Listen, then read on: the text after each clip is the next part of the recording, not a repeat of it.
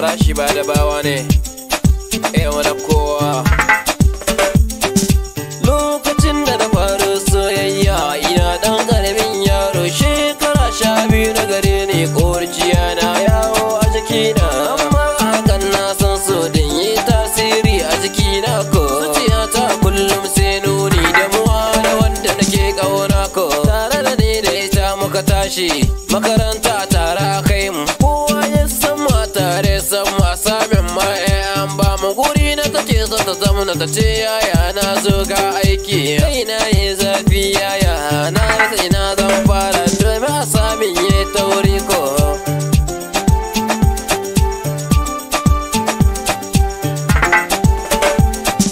Shakura min ki gyara wuta ta don abin da yi zafi, an ce maganinsa ai Allah jaraban nan ko sai mun ci ta.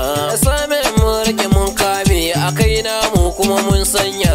Idan kina da mata kanwa duk wani tsoro a raina na fidda. Allah ya yana da gaske kake zancen kaya ɗebe mini kokwanto ko. Kin sai na ji da ke kanwa dan ba na san laifi na ki. Akan ki na zama zaki inda an ce ƙarya ko a zo a taɓo mini hannu na ki. Duka ruwa ko zafi rana ko kuma iska kan ki na jure. Kafin ki shigare ki na fara kuma kauna ta sa na koya.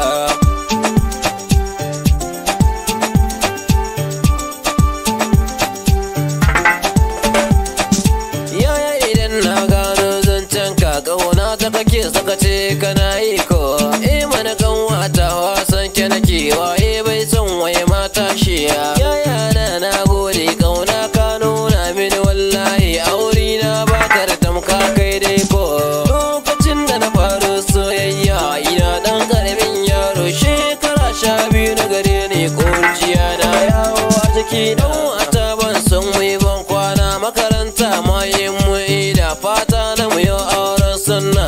Tara shafo fatiya ta mu alaka ta mu dare ba daga nan gidan mu za mu mutare. Suna na mamarya da ango kauna ta mu sai tasiri.